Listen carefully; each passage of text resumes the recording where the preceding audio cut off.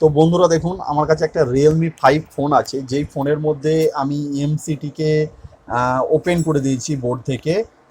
বোর্ডটি শুধু ইএমসি ছাড়াই আছে। তো আমি এই মুহূর্তে বোর্ডটাকে আমি লাগাচ্ছি ইএমসি ছাড়াই। তো দেখুন, একটি মজাদার ট্রিক আমি দেখাতে চেয়েছি, যেটা হয়তো আপনারা অনেকেই কাজ করেন। অনেক টেকনিশিয়ান ভাইরা আছে যারা এই ট্রিকটা জানে না, এবং তারা বোঝে যে প্রবলেম কোথা থেকে। তো দেখুন, আমি এই মুহূর্তে বোর্ডটাকে লাগিয়েছি, যেখানে কিন্তু কোনো আমার কিন্তু ইএমসি নেই। ইএমসি আইসি আমি তুলে নিয়েছি, এটা ইএমসি আইসি। চলুন দেখা যাক আমি কম্পিউটারে লাগিয়ে। তো আমি যখন কম্পিউটারে লাগাচ্ছি, এখানে মজাদার বিষয় যেটা আমি দেখানোর চেষ্টা করছি। দেখুন, আমি কম্পিউটারে আমি পোর্টটা লাগালাম। কম্পিউটার পোর্ট লাগানোর পর দেখুন, কম্পিউটার পোর্ট লাগানোর পর কিন্তু এখানে দেখুন Qualcomm HS USB QD loader 9008 common 10 এই পোর্ট। যেখানে দেখুন আমি আরেকবার পিসিবিটাকে দেখাতে চাইছি খুলে। দেখুন, এখানে কিন্তু আমি কিন্তু এখানে এই মুহূর্তে কিন্তু যে পৃথিবীটা দেখাচ্ছি, সেখানে দেখুন এখানে কিন্তু ইএমসিটা আমার কিন্তু তোলাই আছে। এই অবস্থাতেই কিন্তু আমি লাগাচ্ছি। লাগানোর পর কিন্তু আপনার কোয়ালকম পোর্ট শো করে যাচ্ছে। তো কোয়ালকম পোর্ট শো করে যাওয়ার কারণ কি, আমি কারণটাই আপনাদেরকে জানাতে চাইছি। দেখুন, কোয়ালকম পোর্ট শো করে গেছে। এখানে আমি কারণটা জানাতে চাইছি। দেখুন, ওয়েলকাম পোর্ট শো করে গেলে সাধারণত আপনার ফোনের যদি আপনি ইএমসিআইসি তুলে দেন, তাহলেও কিন্তু কোয়ালকম পোর্ট শো করে দেয়। কারণ কোয়ালকম পোর্ট যে শো করছে, সেটা কিন্তু সিপিইউ থেকে শো করছে। এখানে মজার বিষয়, অনেক সময় আমাদের কাছে ফোন আসে যে ফোনটি লোগো হ্যাং হয়ে যায়, অথবা রিস্টার্ট নেয়, বা ডেট হয়ে যেতে পারে।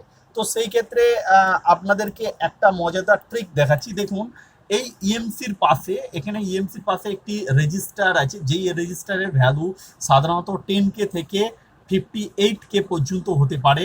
এটার একটি সিরা দেখুন, একটি সিরাতে আপনার ইএমসি আইসির মধ্যে গিয়েছে, আরেকটি সিরা থেকে আপনার সিপিইউ এর মধ্যে গিয়েছে।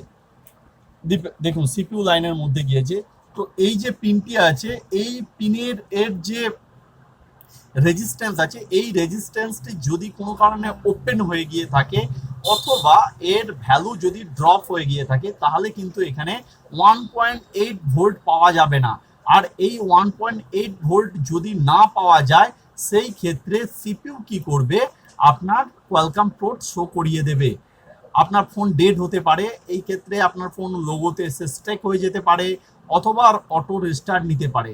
তাই কোনো ফোনের যদি আপনি ইএমসির কাজ করান বা ডেড কন্ডিশনে আসে, প্রথম কিন্তু আগে এই রেজিস্ট্যান্সের ওপরে আপনাকে 1.8 ভোল্ট আগে দেখতে হবে। যদি 1.8 ভোল্ট আপনি পেয়ে যান, তবে আপনি ইএমসিকে প্রিপ্রোগ্রামিংয়ের জন্য প্রিপেয়ার হতে পারেন।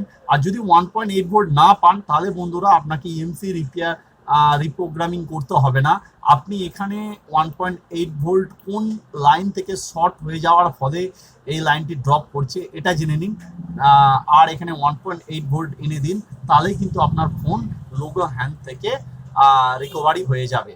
তো এই ছোট্ট ভিডিওটি আপনাদেরকে দেখালাম, এতে আপনাদের কেমন লাগলো জানাবেন। আর এই ধরনের ভিডিও পেতে আমাদের ফেসবুক পেজ এবং আমাদের গ্রুপে অ্যাড হন। আমরা এই ধরনের ছোট ছোট ট্রিক আপনাদেরকে প্রতিদিন শেয়ার করতে থাকবো। নমস্কার।